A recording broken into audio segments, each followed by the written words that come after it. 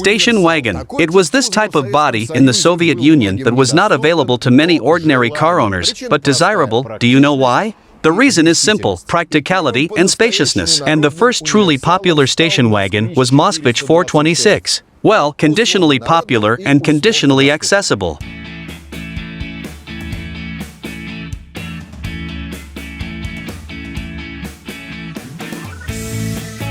We will talk about the reasons for the conditionality a little later. First, a little history and how it all began. And it started with the 408th, and I will not get tired of repeating, in my opinion, the most beautiful car in the USSR at that time. I think so. Of course, you can argue with me, but do not forget that it was the Moskvich of the 408th model that became the basis of many models of the Moscow small car plant, produced up to AZLK 2141.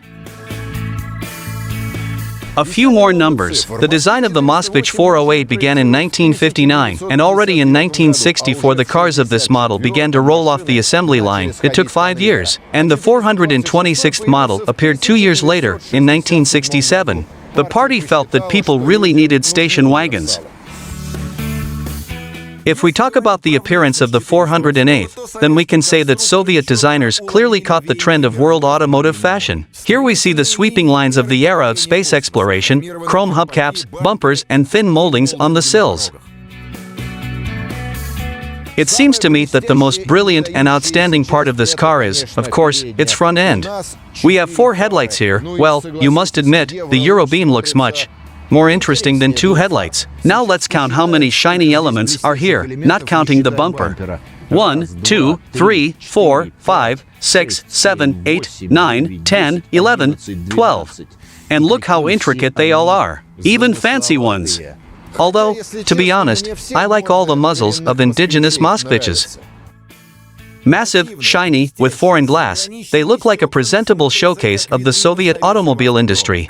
By the way, Moskviches with a great desire to buy abroad. Finland, Scandinavia, England, France.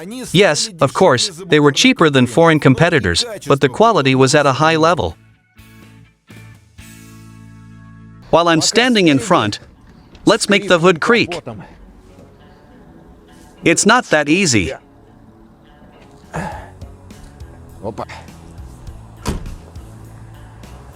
Yes, the pot is a little strange. Well, what we see is what we get. It is called MZMA 408. You can't imagine how many tears and resentments I endured from this engine, but more on that a little later.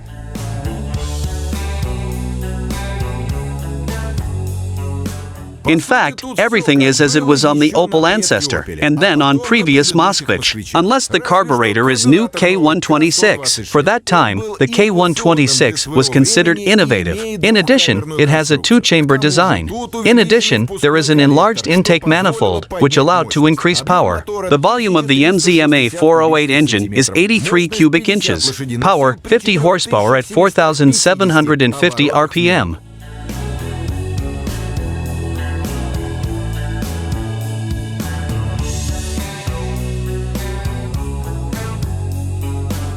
I have already said once that the engine power is specially underestimated by the factory. This was done on purpose, because no matter how you assemble this engine, it always gives out its 50 horsepower. And if you assemble with skillful hands and with skill, then 65 to 70 forces give out easily. Do you know what a lever is? This is a coarse oil filter, mechanical. It has to be done like this. Remember the move? The former owner of the car that I got, exactly the same, said that every morning it had to be pulled. And I, like a noble gentleman, began my morning by pulling the contraption. And then another noble gentleman, having drunk a little, went out into the yard and said, "Vanya, are you generally a normal person? Oils are different and life is different. Stop doing crap." But how to say it correctly? Sherlock Holmes stopped smoking, and Watson lived without a pipe could no longer.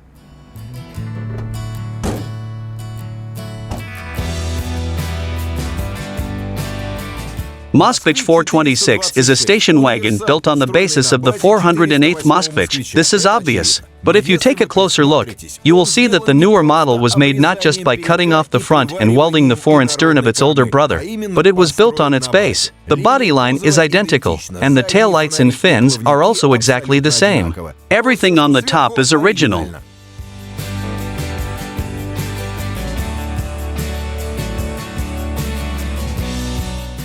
The trunk. The tailgate was originally made of two halves, but we have a car in front of us, released in 1975. By the way, thanks to my blogger friends for allowing me to show you this car. So, the trunk. Here is the poker, the stock. Do you see the spare wheel? But it exists. It's hidden under the floor.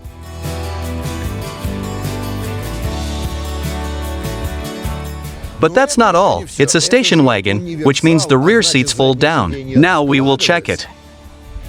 Here it is, divine simplicity in everything at its best. And here is this thing for fixing.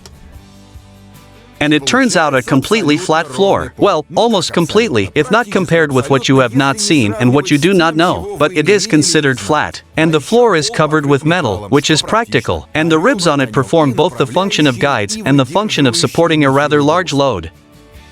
Carrying capacity. If 4 people, then 220 pounds of cargo. If 2, then 550 pounds. If 1, then 880. But we know it can take away more.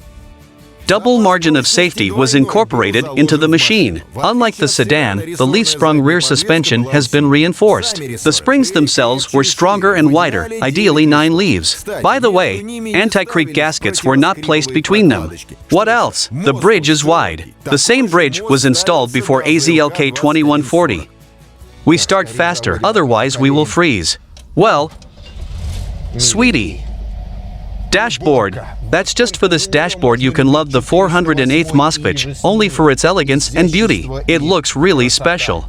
These are not subsequent windows into inevitability, from which the future and the inevitability of AZLK look at you. Sasha.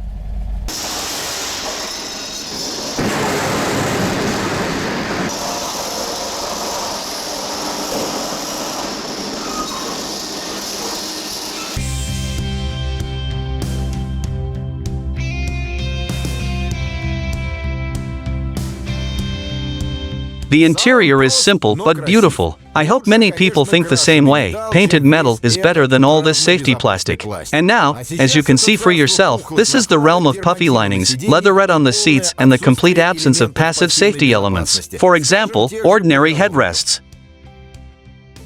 Radio. This is another reason why foreign drivers were so fond of buying Moskviches. The bourgeoisie had a radio in the Lux configuration, but we have it for everyone, more often foreigners. But there were lucky ones among Soviet drivers too. Yes, this is a radio made by Ural. So what? It's just that someone once could afford such a good portable radio. It means that not all people were so poor then. This is a really great radio. By the way, such radios have been regularly installed on Moskvich's IZH since 1969. And on Moskvich's, manufacturers of that time installed it 67, and after 1974 A70M.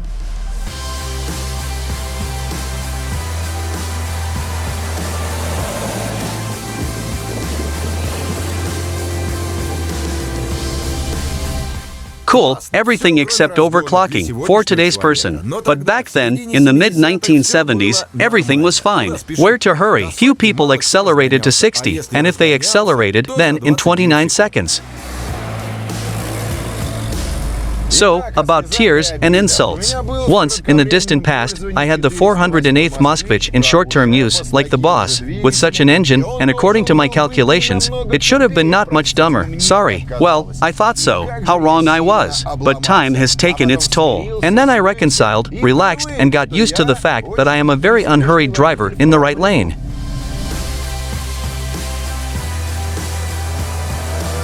Of course, it was possible to mock the car and force Moskvich to accelerate to 70 miles per hour, but it is not clear why. Only in a calm rhythm reveals all the charm.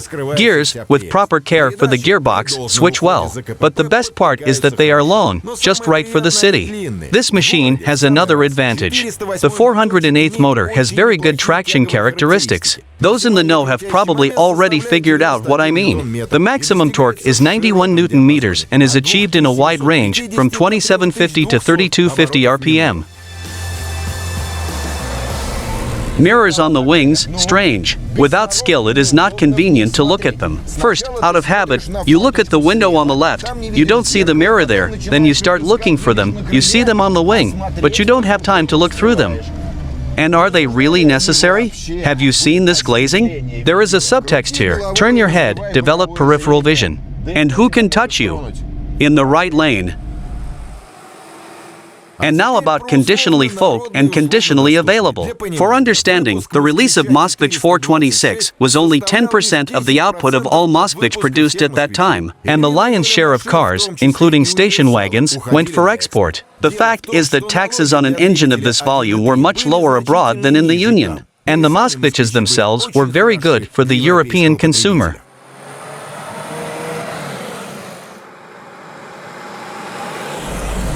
Now some more numbers. A tank with a capacity of 10 gallons, a consumption of about 1.8 to 2.1 gallons, which, you see, is very good even by today's standards.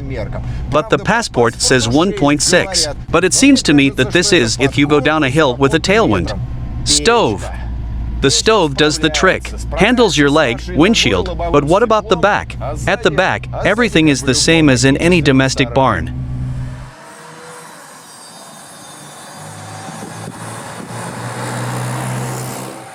But all the shortcomings are forgiven for this car for a calm, lulling, enveloping smoothness, even despite the fact that the car is better to load. A well-tuned and properly maintained suspension does not squeak. If you are well done, then it is eternal.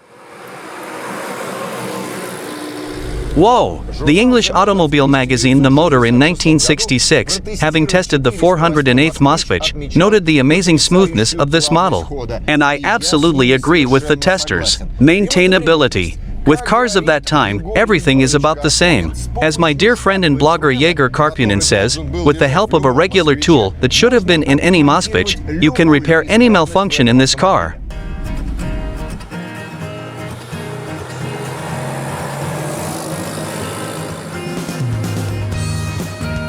One can regret that the Soviet automobile industry essentially failed to produce products for the majority of ordinary people, and then it turned somewhere in the wrong direction. But this, as they say, is a completely different long story that does not prevent me from continuing to hunt.